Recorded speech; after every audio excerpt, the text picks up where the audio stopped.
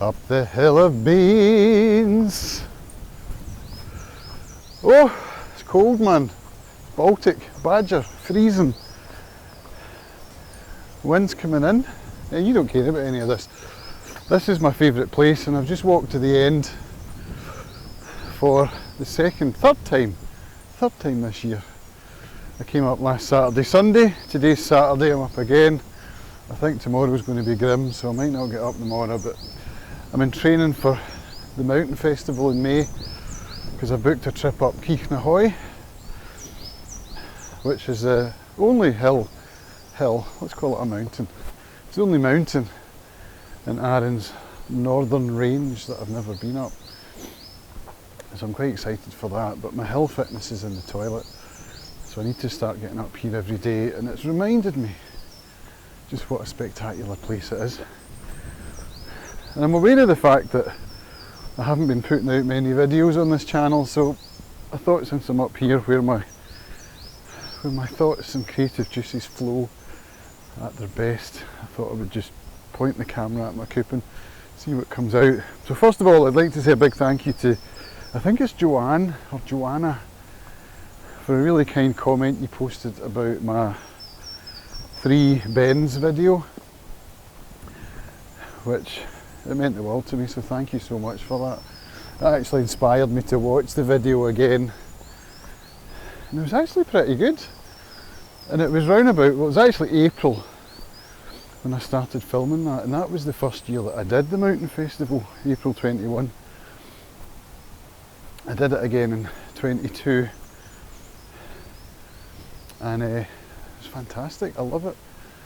So in 21 was the first time I'd done the 3 bends walk, which I think was in May, and then I did it again several times after that, and I'm contemplating doing it again quite soon once I've had a few weekends of getting up here.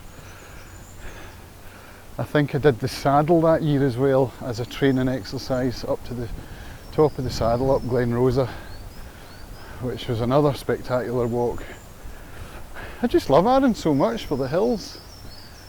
You know, it doesn't have a lot going for it in other ways, but outdoor wise there's nowhere better. It's just the most amazing place ever. So yeah, hill fitness and getting up here and getting perspective on life and growing into my serenity more and more, which is another thing I wanted to talk about. Some of you might know that I'm writing a book. I think it's going to be a memoir. I'm kind of coming to that conclusion. It was going to be about a description of wokeism, but as I'm discovering through my research, there are loads of really good books about that, and videos as well, media of all sorts really, written by far more qualified people than I. So I think what it's going to be about is, it's a journey of a middle-aged man seeking meaning in his life. That's me. And how somebody like that who has some recovery under their belt, and somebody who has not really been engaged in the news cycle, in politics, in any of that stuff for a long time actually. It's been a long time since I consciously turned off the mainstream news and began to ignore it, or not to pay attention to it, because you know, it just affected my serenity, and it made me think of my dad actually, because he used to sit and rant at the news. It's funny, it's twice I've thought of him today actually. But yeah, this is what my book's going to be about. It's about how does somebody like that, somebody like me, who all of a sudden decides to engage again, and it's come about through a series of events. You know, reading a book, watching a video. Oh well, it really started with Darren McGarvey. He's the guy that inspired all of this, because he wrote Poverty Safari, and I read that and I was like, oh, this is quite eye-opening. And so that's how it all began, and so here I am, voraciously consuming media about wokeism and about politics and about conservatism and liberalism and philosophy and political science and on and on and on. And I think I would like my book to be about, first of all, what that looks like when somebody who's not been engaged before decides to engage in a big way, and also what that looks like for somebody who takes his serenity very seriously, his recovery. Because, you know, I'm coming up now, it's over 17 years of not drinking. And I don't use the word sobriety because I tend to think sobriety for me means a different thing. But I've not drank for 17 years, I haven't picked up. And now I'm finding myself engaging in things that affect my state of mind. Is my mental health strong enough to deal with that kind of stuff?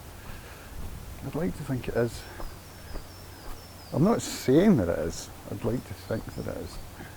So we'll find out if that's true as I continue. But it has been a few months. It has been kind of all consuming actually, in many ways.